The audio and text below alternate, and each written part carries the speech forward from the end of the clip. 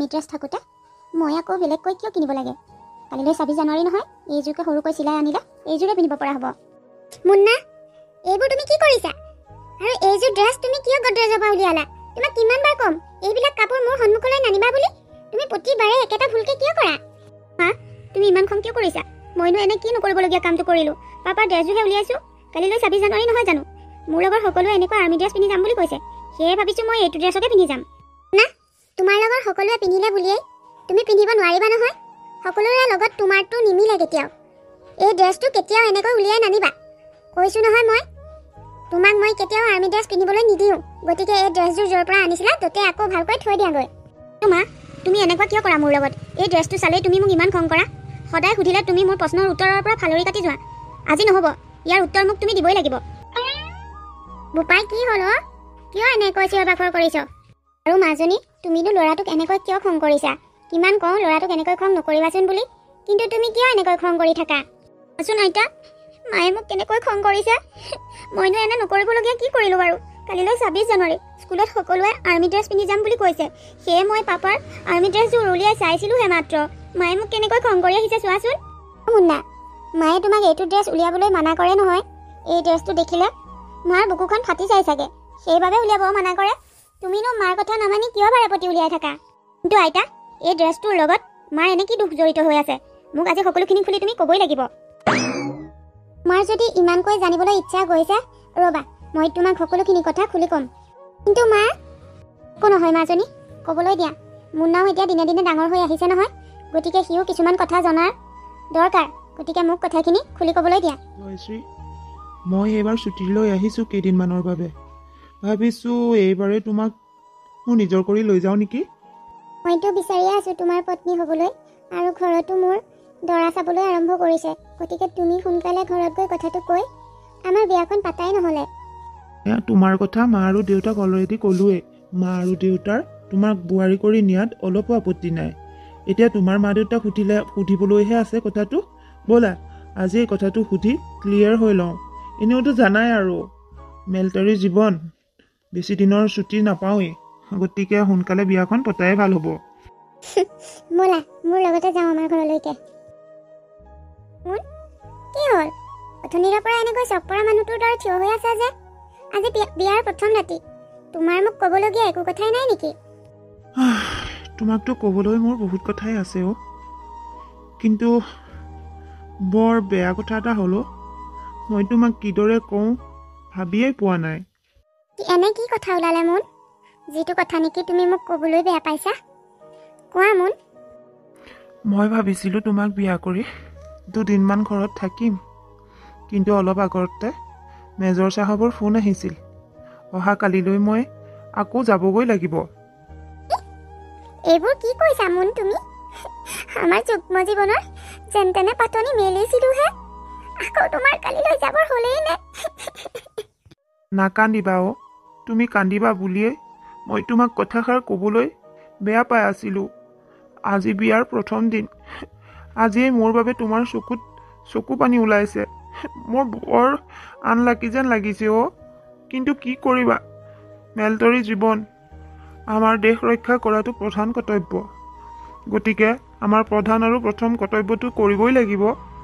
তোমাৰ দায়িত্ব আৰু কৰ্তব্য ময়ো বুজি পাওঁ মুন, কিন্তু আজি মই নিজকে বুজাব পৰা নাই অ'। তুমি যদি ইয়াত এনেকৈ কন্দা কটাখন কৰা, মই তালৈ গৈ কেনেকৈ শান্তিয়ে থাকিম কোৱা? আৰু মই যদি কালিলৈ যাওঁ, আকৌ মই সোনকালে আহিম তোমাৰ ওচৰলৈ। তুমি এনেকৈ কন্দা কটা নকৰিবা। আৰু তুমিয়ে যদি এইদৰে কন্দা কটা কৰা, মা আৰু দেউতাৰ কি হ'ব? এতিয়াৰ পৰাতো মা আৰু দেউতাৰ দায়িত্ব তুমিয়েই ল'ব লাগিব। গতিকে মা আৰু দেউতাৰ কথা চিন্তা কৰি তুমি এইদৰে কন্দা কটাখন নকৰিবা। হ'ব দিয়া মন, মা আৰু দেউতাৰ দায়িত্ব যেতিয়া মোৰ, গতিকে সেই দায়িত্ব পালন কৰিবৰ বাবে মনৰ দুখ মই মনতেই ৰাখিম। মা, জয়শ্ৰী, মই যাওঁ। তোমালোকে এইদৰে দুখ কৰি নাথাকিবা। দুইজনী শাহু বোৱাৰী মিলি যদি এনেকৈ দুখ কৰি থাকা, মই কেনেকৈ যাম কোৱা? যা বোপাই, ভালদৰে যাবি, ফোন চোন কৰি থাকিবি। ছোৱালীজনী নতুনকৈ ঘৰখনলৈ বোৱাৰী কৰি আনিছিলোঁহে। তোৰ আকৌ যাবৰ হ'লেই। মোৰ নিজতকৈ বেছি বেয়া তাইৰ বাবেহে লাগিছে অ'। আৰু তই তাৰ বিষয় লৈ অলপো চিন্তা নকৰিবি। আমি দুয়োজনী মাক জীয়েকৰ দৰেই থাকিম। শ্ৰী, মই জানো মাৰ পৰা তুমি অলপো কষ্ট নোপোৱা। মায়ে তোমাক ইমানেই মৰম দিব, তুমি মোৰ অভাৱ অনুভৱেই নকৰিবা। আৰু ময়ো তোমাক মা আৰু দেউতাৰ দায়িত্ব দিলোঁ। মোৰ অবিহনে মই নথকাত মা আৰু দেউতাৰ সম্পূৰ্ণ দায়িত্ব তোমাৰ। দেউতা জানাই একেবাৰে ঠাণ্ডা মানুহ, যেনেকৈ চলোৱা তেনেকৈ চলিব। গতিকে ঘৰখন ভালদৰে চম্ভালিবা তুমি। তুমি যোৱা মুন, ঘৰৰ কথালৈ তুমি চিন্তা কৰি থাকিব নালাগে। মই ঘৰখন চম্ভালি ল'ব পাৰিম। আৰু মোৰ বাবেও মা আৰু দেউতাই কেতিয়াবা যে কষ্ট পাব সেইটো তুমি নাভাবিবা। মাক মই নিজৰ মাৰ দৰে ভাবিম, সেৱা শুশ্ৰূষা কৰিম। তুমি নিজৰ দায়িত্ব আৰু কৰ্তব্যত ধ্যান দিবা। ঘৰৰ কথা চিন্তা কৰি থাকিব নালাগে। মাত্ৰ দিনটোত ফোন এটা কৰিবলৈ নাপাহৰিবা।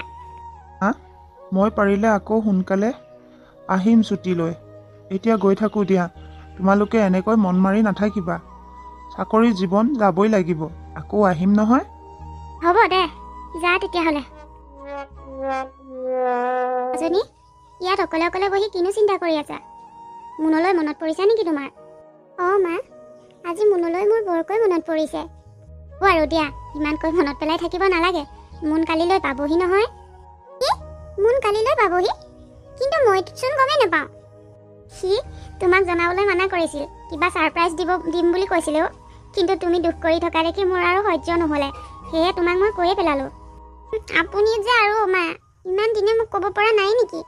সি যদি আহি কালিলৈ পায়হিয়ে, তাৰ বাবে কত কি যে যোগাৰ কৰিবলগীয়া আছে। এতিয়া বাৰু ইমান কম সময়ৰ ভিতৰত মই কেনেকৈ যা যোগাৰ কৰিম আপুনিয়ে কওকচোন। হ'ব দিয়া, সি ঘৰৰ মানুহ ঘৰলৈকেহে আহিব।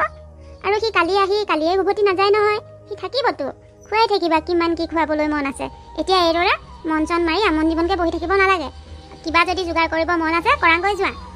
ইয়াৰো মই মন মাৰি থকাৰ প্ৰশ্নই নাহে মা। ইমান দিনৰ পাছত মানুহজন ঘৰলৈ আহিব, কিমান যে যা যোগাৰ কৰিবলৈ আছে মোৰ। এতিয়া এনেকৈ মন মাৰি বহি থাকিবলৈ মোৰ হাতত সময় নাই। মই গৈ থাকোঁ দিয়ক।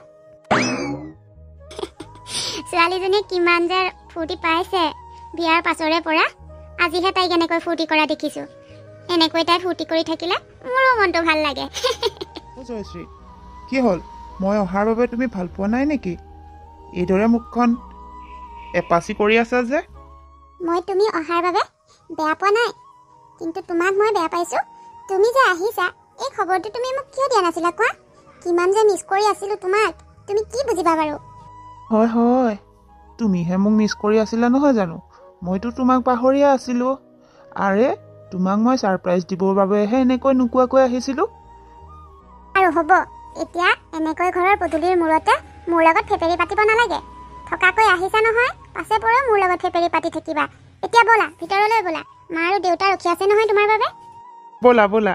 অঁ, মোক চাকৰিৰ পৰা মাতি মাতি এয়াহে বাহানা কৰিছা। ভাবিছিলোঁ ঘৰলৈ আহি এইবাৰ তোমাৰ লগত অলপ ফুৰা চকা কৰিম, কিন্তু তুমি দেখোন অকল বিচনাখনতেহে আছা। আৰু কি হৈছে তোমাৰ? উঠা আকৌ, ব'লা দুইটা অলপ ফুৰি আহোঁগৈ। প্লিজ মুন, মোক বেয়া নাপাবা। মোৰো ইচ্ছা আছিল তোমাৰ লগত ফুৰিব যোৱা, কিন্তু মোৰ আজি পুৱাৰে পৰা মূৰটো ঘূৰাই আছে, লগতে অলপ বমি বমি ভাৱো হৈ আছে। সেইবাবে মই আজি যাব নোৱাৰিম। কি? তোমাৰ যদি গাটো তেনেকুৱা এটা হৈ আছে, তুমি মোক এতিয়ালৈকে কোৱা নাই কিয়? ব'লা ব'লা ডক্তৰৰ ওচৰত যাওঁ। নাই অ', এনেই অকণমান কিবা কাৰণত মূৰটো ঘূৰাইছে চাগৈ। নাযাওঁ মই মেডিকেললৈ। মা চাওঁ এইফালে আহাচোন। মাক আকৌ কিয় মাতিব লাগে বাৰু? মিছাতে মাজনীৰ চিন্তা হ'ব। ক'লে হ'ল নেকি? মই আকৌ তোমাক মেডিকেললৈ ওলোৱা বুলি ক'লে তুমি নুশুনা নহয়। সেইবাবে মায়ে যদি কয় তুমি তোমাৰ কথা শুনিবাই, সেয়ে মই মাকে ক'ম। কি হ'ল অ' মুন, তই কিয় এনেকৈ চিঞৰিছ মোক? চোৱাচোন, তোমাৰ বোৱাৰীৰৰ গাটো ৰাতিপুৱাৰ পৰা বেয়া। মাথাটো ঘূৰাই আছে বোলে, লগতে বমি বমি ভাৱো আহিছে। এতিয়া তাইক মই মেডিকেললৈ লগ ধৰিছোঁ, কিন্তু নাযায়। তুমিয়ে কোৱাচোন এপাক মেডিকেললৈ যাবৰ বাবে। বোৱাৰীৰ এনেকুৱা কিবা এটা হৈ আছে, তাইতো অন্ততঃ মোক ক'ব লাগে। এইটোতো বৰ ভাল খবৰ। মুন, তই সোনকালে বোৱাৰীক মেডিকেলৰ পৰা আনগৈ যা। বৰ ভাল খবৰ এটা আহিছে আমাৰ বাবে, জাননে? কি কৈছা এইবোৰ? তাইৰ গাটো বেয়া হৈছে, আকৌ তুমি কৈছা ভাল খবৰ হৈছে। কি কৈ আছা?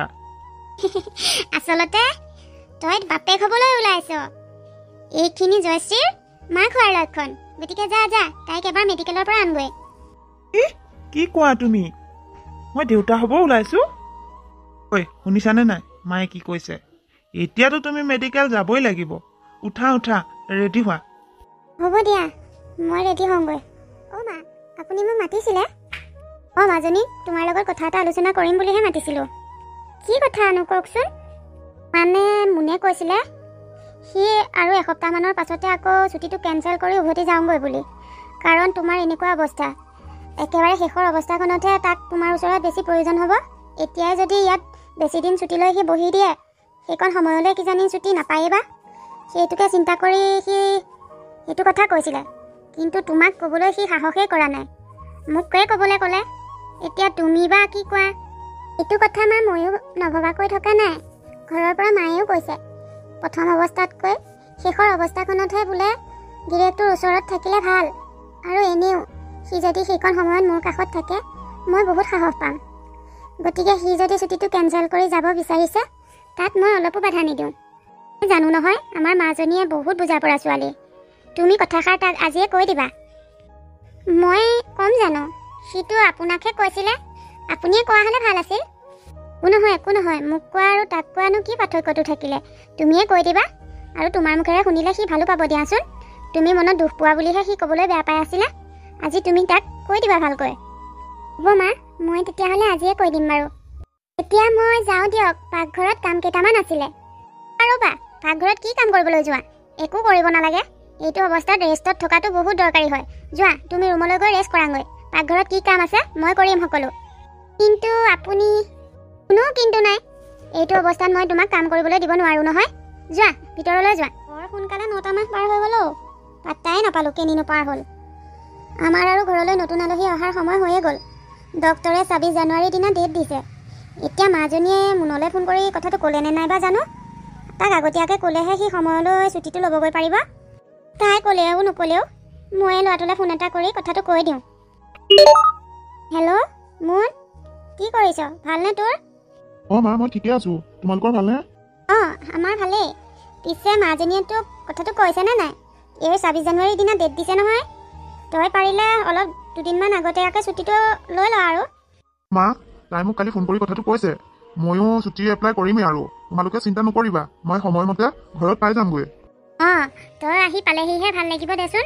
তাইও মনটো মাৰি মাৰি থাকে। বেয়াই লাগে, মোৰ ছোৱালীজনী মুখলৈ চাবলৈয়ে বেয়া লাগে। তই যিমান পাৰ সোনকালে আহ। 26 জানুৱাৰীৰ কথা নহয়, সোনকালে যদি ছুটি এপ্লাই নকৰ, ছুটিটো নাপাবও পাৰ। গতিকে যিমান পাৰ সোনকালে তই ছুটি বিচাৰি দৰখাস্ত দে দেই। হ'ব, এই বিষয়ে তুমি চিন্তা কৰিব নালাগে, আৰু তাইকো চিন্তা কৰি থাকিবলৈ মানা কৰিবা। এতিয়া হ'ব দিয়া, মই ডিউটিতে আছোঁ। এনেকৈ কথা পাতি থকাটো ভাল নহ'ব। ৰাখ তেন্তে। তই আহিম বুলি যে ক'লে মনটোৱে ভাল লাগিছে। যাওঁ ভিতৰলৈ। মই এইদৰে বাহিৰত আছোঁ। সেইগৰাকীয়ে বা কি কৰি আছে? মই নথকাৰ সুযোগ লৈ আকৌ তাই ঘৰৰ কাম কৰাত বৰ পাকৈত নহয়। এনেকুৱা অৱস্থাত কিবা কষ্ট কাম কৰিলে বৰ ডাঙৰ কথা হ'ব। যাওঁ। মনটো ভাবিয়ে ভাল লাগে জানা, আমাৰ মাজলৈ নতুন আলহী আহিব। সঁচাকৈ মই তাৰ লগত খেলিব পাৰিম। কিমান যে ভাল লাগিছে ভাবিয়ে মোৰ কথাটো। মোৰো আজিকালি মনটো সকলো সময়তে ভালেই লাগি থাকে জানানে। যে তুমি কি বিচাৰা? তোমাক ল'ৰা লাগিব নে ছোৱালী লাগিব? মোৰ লগত ল'ৰা ছোৱালী একোৱেই নাই। ল'ৰা হ'লেও একো আপত্তি নাই, ছোৱালী হ'লেও একো আপত্তি নাই। পিছে তোমাক কি লাগিব? কিন্তু ধুনীয়া ছোৱালী এজনীহে লাগিব দেই। তাই সঁচাকৈ মই ভবামতে যদি তুমি ছোৱালী জন্ম দিয়া, মই তাইৰ নামটো পৰি ৰাখিম। আৰু যদি ল'ৰা জন্ম হয়, তাৰ নাম কি ৰাখিবা? যদি ল'ৰা জন্ম হয়, ল'ৰাটোৰ নাম মুন্না ৰাখিম। বেয়া হ'ব নেকি? একেবাৰে বেয়া নহয়। ময়ো ম আখৰেৰে আৰম্ভ হোৱা নাম এটাকে দিম বুলি ভাবি আছিলোঁ। তুমি মোৰ একদম মনৰ কথাটোকে ক'লা। ঐ শুনিছা, আমাৰ সন্তানটো যেতিয়া জন্ম হ'ব, তাৰ প্ৰথম মুখখন ময়ে চাম কিন্তু। হ'ব দিয়া, প্ৰথমে পৃথিৱীলৈ আহি ল'বলৈ দিয়াচোন। ইমান আশা কৰাটোও ভাল নহয়। আহিব আৰুনো কেইটা দিন আছে? মাজতে মাথো আৰু 3-4টামান দিনহে আছে। তাৰ পাছত মই কোলাত কেঁচুৱা লৈ উমলাই ফুৰিব পাৰিম। এইটো নিলাজটো কৰবা, মোৰ লাজে লাগি যায়। যোৱাচোন যোৱা ইয়াৰ পৰা। আইঅ, কি লাজ কৰিব লগা কথানো? কোলাত কেঁচুৱা লোৱাটো কিবা লাজ কৰিব লগা কথা নেকি? একো লাজৰ কথা নহয়। হ'লেও মোৰ কিবা লাজ লাগে। এইবোৰ কথা বাদ দিয়া। তোমাৰ এতিয়া কিবা খাব মন গৈছে নেকি? কিবা খাব মন আছে যদি কোৱা, মই বজাৰলৈ যাম, লৈ আহিম তোমাৰ বাবে। নাই নাই, মোৰ এতিয়া একো খাব মন যোৱা নাই। তুমি যদি বজাৰলৈ যোৱা অকণমান সোনকালে আহিবা। এনেকুৱা অৱস্থাত বোলে ৰাতি দেৰিকৈ ঘৰত মানুহ সোমোৱালে বেয়া। কি যে কোৱা আৰু, এই বৈজ্ঞানিক যুগত থাকি তুমি ক'ৰনো পুৰণিকলীয়া কথা কিছুমান কোৱা নহয়, মোৰ হাঁহিয়ে উঠি যায়। মোৰ বৈজ্ঞানিক যুগ হ'লেও আগৰ দিনৰ কিছুমান কথা মানি চলাটো ভাল অ'। দেখিছোঁ নহয় আজিকালি বৈজ্ঞানিক যুগ বুলি কথা নামানোতে কি পৰিস্থিতিৰ সৃষ্টি হৈছে। গতিকে মোৰ সন্তানটোৰ ওপৰত একো প্ৰভাৱ পৰাটো মই নিবিচাৰোঁ। হ'ব গোসানী, মই সোনকালে আহিম দিয়া। মামা, কথা এটা গম পাইছানে নাই? কথা মোৰ মা, এইটো ডেট ২৬ তাৰিখেহে দিছিলে ডক্টৰে, কিন্তু আজিতো ২২ তাৰিখ হৈছেহে। তাইৰ আজিৰ পৰাই ব্লিডিং আৰম্ভ হ'ল যে। এইবোৰ কি কৈছ? তাই যদি পুৱাৰে পৰা তেনেকুৱা এটা হৈ আছে, তইতো অন্ততঃ মোক ক'ব লাগে। আৰু ডক্টৰে দিয়া ডেটটোতেহে যে ল'ৰা ছোৱালী জন্ম হ'ব তেনেকুৱা কোনো কথা নাই নহয়। কেতিয়াবা আগতীয়াও হ'ব পাৰে, কেতিয়াবা পাছতীয়াও হ'ব পাৰে। সোনকাল কৰ, তাইক মেডিকেললৈ নিবৰ হ'ল। কৈছা তুমি এয়া? তেতিয়াহ'লে ব'লা সোনকালে তাইক মেডিকেললৈ লৈ যাওঁ। তাই বৰ কষ্ট পাইছে। বাপেৰটো নাই, কিবা এটা প্ৰব্লেম হ'লে তই অন্ততঃ মোকতো ক'ব লাগে। ব'ল অত সময় তাইক আমি মেডিকেলত ভৰ্তিয়ে কৰাব লাগিছিল। ব'ল। মা, ডক্টৰ ওলাই আহিছিল নেকি? কিবা কৈছিলেনে তোমাক? নাই, ডক্টৰ ওলাই অহাই নাই। তইনো ক'ত আছিলি অ'? তইতো মোৰ ওচৰত থাকিলে অকণমান মই সাহস পাওঁ। তাইক তেনেকৈ অপাৰেশ্যন থিয়েটাৰত সোমোৱাই থৈছে। মোৰ মনটো কেনেকুৱা লাগি আছে তোক কেনেকৈ ক'ম বাৰু? ক'তনো থাকগৈ তই? মা, বৰ ডাঙৰ কথা এটা হ'ল নহয়। ডাঙৰ কথা হ'ল? কি ডাঙৰ কথা হ'ল কচোন? মোৰ কেম্পৰ পৰা ফোন আহিছিল। মেজৰ ছাৰে ফোন কৰিছিল। কিবা বোলে পৰিস্থিতি অলপ বেয়া হৈছে তাত, সেইবাবে মোৰ ছুটি কেঞ্চেল কৰিছে। আজি ৰাতিয়েই মই যাবগৈ লাগিব। কিন্তু এতিয়া জয়শ্ৰীৰো এইটো অৱস্থা। মই কি কৰোঁ একো ভাবি পোৱা নাই। এইবোৰ কি কৈছ? মাজনীৰ এইটো অৱস্থা, এই অৱস্থাত তই কাষত থকাটো দৰকাৰী। এতিয়া তই যদি গুচি যা, তাইক মই কি বুলি ক'ম বাৰু? মা, মোৰ যোৱাৰ বাহিৰে একো অপশ্যনেই নাই হাতত। মই ছাৰক কৈছিলোঁ মোৰ কণ্ডিশ্যনটোৰ কথা, কিন্তু ছাৰে এটাই ক'লে, সৈনিকত ভৰ্তি হ'লোৱেই যেতিয়া, প্ৰথমে আমাৰ কৰ্তব্য দেহ ৰক্ষা কৰাটোহে। হ'ব আৰু দে, আৰু উপায় নাই যদি তইতো যাবই লাগিব। তাইক মই কিবা কৰি বুজাম আৰু। তোৰ যদি আজি যাবই লাগে, এতিয়া তই ঘৰলৈকে যাগে যা। বাপেৰকো ফোন এটা কৰিব লাগিব, বাগানৰ পৰা আহিব পাৰে যদি ইয়ালৈকে আহিবলৈ। দেউতালৈ মই ফোন কৰিছিলোঁ খবৰটো পাই। দেউতাৰো একেটা কণ্ডিশ্যনেই। বাগানত বোলে লেবাৰবিলাক নাই। যিকেইজন আছে তেওঁলোকৰ মাজতে কিবা কাজিয়া লাগি আছে। সেইবাবে দেউতাই বাগানখন এৰি থৈ আহিব নোৱাৰে। সেইবাবেহে মোৰ চিন্তা লাগিছে অ'। মতা মানুহ এজন নোহোৱাকৈ তুমি আৰু তাই মেডিকেলত কিবা কৰিবা? হ'ব আৰু দে, উপায়তো নাই। কপালত যি লিখা আছে সেয়াইহে হ'ব। তই তেতিয়াহ'লে ঘৰলৈ যাগে যা। বস্তু পাহেৱানি পেকিং কৰি ওলাগৈ। ময়ে থাকোঁ আৰু এই ওচৰত। তোক আগবঢ়াই দিবলৈকো যাবলৈ নোৱাৰিম। বেয়া চেয়া নাপাবি। হ'ব মা, মই বেয়া নাপাওঁ, কিন্তু এটা কথা কৈ থৈ যাওঁ। আমাৰ যিয়ে সন্তান জন্ম নহওক, ল'ৰাই হওক বা ছোৱালীয়ে হওক, তুমি কিন্তু প্ৰথমে খবৰটো মোলৈকে দিবা। বৰ আশা আছিল সন্তানটো জন্ম হোৱাৰ পাছতেই প্ৰথম মুখখন চাবলৈ, কিন্তু কৰ্তব্যৰ খাতিৰত এইখিনি সকলো বাদ দিব লাগিব। মই গৈ থাকোঁ দিয়া।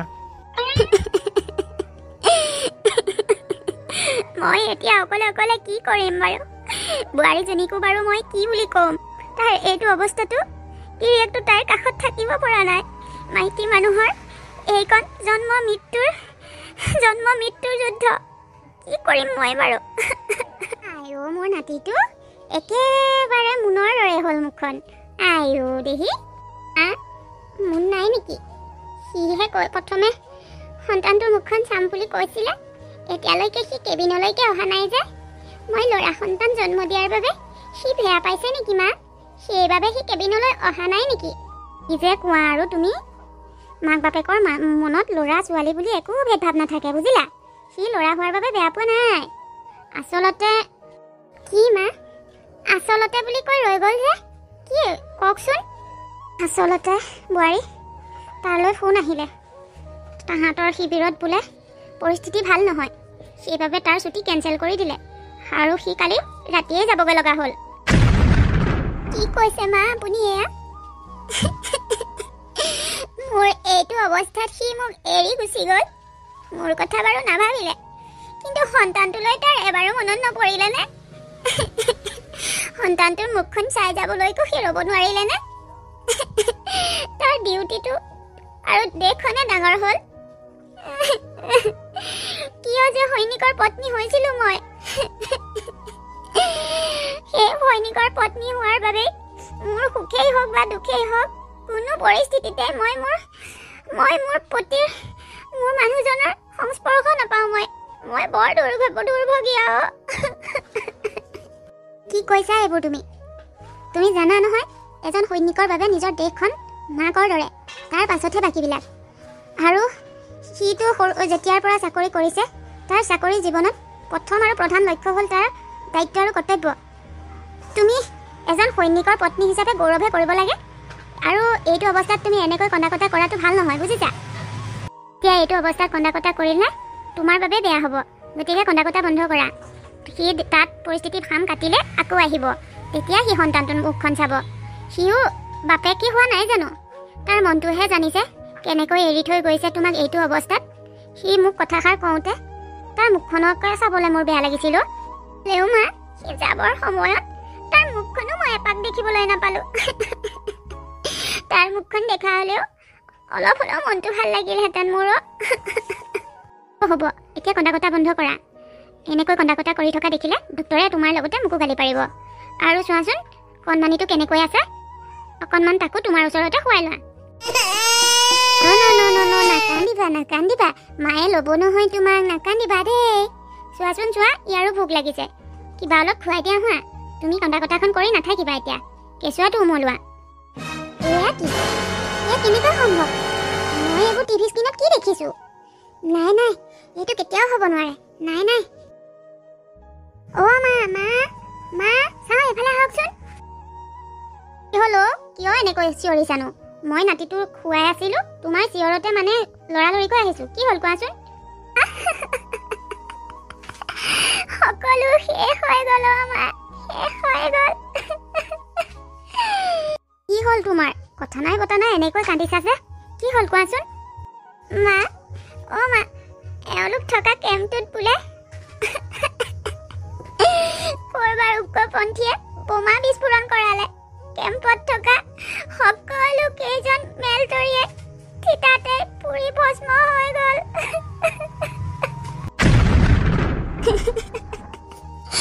এয়া কি কৈছা বোৱাৰী?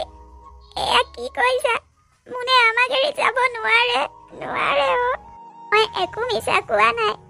প্ৰথমতে ময়ো বিশ্বাস কৰা নাছিলোঁ মা। এওঁ যাওঁতে মই মুখখনো এবাৰ চাবলৈ নাপালোঁ।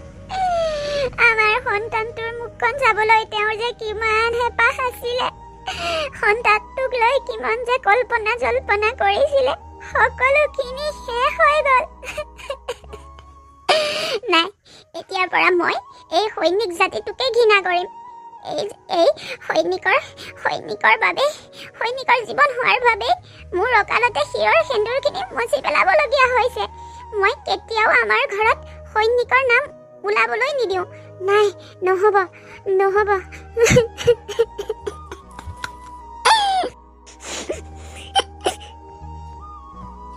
শুনা, এতিয়া বুজি পালি নহয় মাৰে এই ড্ৰেছযোৰ উলিয়ালে তোক কিয় গালি পাৰে? অঁ মা, অঁ আইতা, মই সকলোখিনি বুজি পালোঁ। এতিয়াৰ পৰা মই কেতিয়াও এইযোৰ ড্ৰেছৰ কথা নকওঁ। মা, মই এইযোৰ ড্ৰেছ আকৌ আগৰ জেগাত থৈ দিমগৈ। আৰু বহুত কান্দিলোঁ, এতিয়া আৰু কান্দি থাকিব নালাগে। মুন্না ব'ল, তোক মই ভাত কেইটামান খুৱাই মোৰ লগতে খুৱাই লওঁগৈ। মাজনী, মই ভাত বাঢ়োঁগৈ, তুমিও আহিবা। অঁ মা, যাওক, মই গৈ আছোঁ। ঐ শুনিছা, তুমি মোক একেবাৰে পাহৰি গ'লা ন?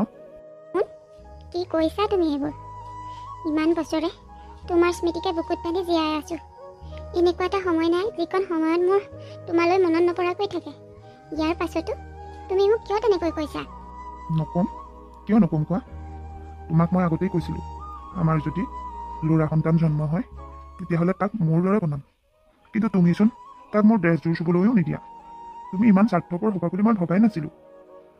দেশ সেৱা কৰাটো বহুত ভাগ্যৰ ফলতহে পায় অ'। তুমি তুমি মোৰ ল'ৰাটোৰ মাজত মোক বিচাৰিব নোখোজা নেকি? মোক যদি সঁচাই ভাল পোৱা মোৰ ল'ৰাটোক মোৰ দৰে বনাবলৈ চেষ্টা কৰা, তেতিয়া চাবাচোন মই তোমাৰ লগত থকা যেনেই অনুভৱ হ'ব। কিন্তু কেনেকৈ সম্ভৱ হ'ব কোৱা? দেশ সেৱাৰ নামতে মই অকালতে শিৰৰ সিন্দুৰকণ মোহাৰিবলগীয়া হ'ল। তুমি সন্তানটোৰ মুখখন এবাৰো নেদেখাকৈ এই পৃথিৱীৰ পৰা গুচি যাব লগা হ'লা। ইয়াৰ পাছতো মই কেনেকৈ মানি ল'ম কোৱা? নাই তুমি আৰু স্বাৰ্থপৰ নহ'বা অ'। সেইদিনা যদি আমাৰ কেম্পত বোমা বিস্ফোৰণ নহ'লহেঁতেন, হয়তো কিমান নিৰীহ প্ৰাণীৰ সেইদিনা মৃত্যু হ'লহেঁতেন, কিমানৰ যে ল'ৰা ছোৱালী নিথৰুৱা হ'লহেঁতেন। তুমি কি ভাবিছা? আমি দেশৰ বাবে শ্বহীদ হৈছোঁ। তুমি এগৰাকী শ্বহীদৰ পত্নী। তুমি গৌৰৱেৰে য'ত সমাজত মূৰ দাঙি থিয় হ'ব পাৰিবা। তুমি আৰু স্বাৰ্থপৰ নহ'বা প্লিজ। মোৰ বাবে ল'ৰাটোক মোৰ নিচিনা কৰিবলৈ চেষ্টা কৰা তুমি। তোমাৰ মনৰ পৰা এইবিলাক সৈনিকৰ প্ৰতি থকা ঘৃণাখিনি তুমি আঁতৰাই পেলোৱা। মোৰ ল'ৰাটোক যদি তুমি সৈনিক কৰি তুলিব পাৰা, ভাবি ল'বা মোৰ সপোনটো পূৰণ হ'ল। ইমানকে ক'বলৈ আহিছিলোঁ তোমাৰ ওচৰলৈ। মোক যদি তুমি এতিয়াও তোমাৰ মনত ৰাখিছা, তেতিয়াহ'লে মোৰ সপোনটো নিশ্চয় তুমি পূৰণ কৰিবা।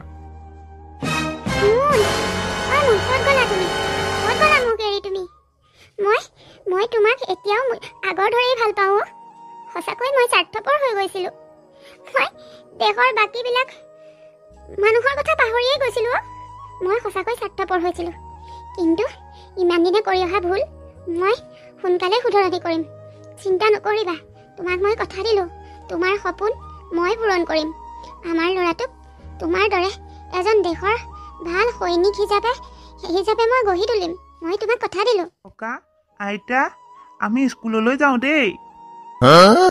কিন্তু মুন্না, এইটো ড্ৰেছত তুমি স্কুললৈ যাবলৈ ওলালা যে? মাজনী, এয়া মই কি দেখিছোঁ? তুমি মুন্নাক এইটো ড্ৰেছ পিন্ধালা যে? মাৰে কথাটো ঠিকেই কৈছে।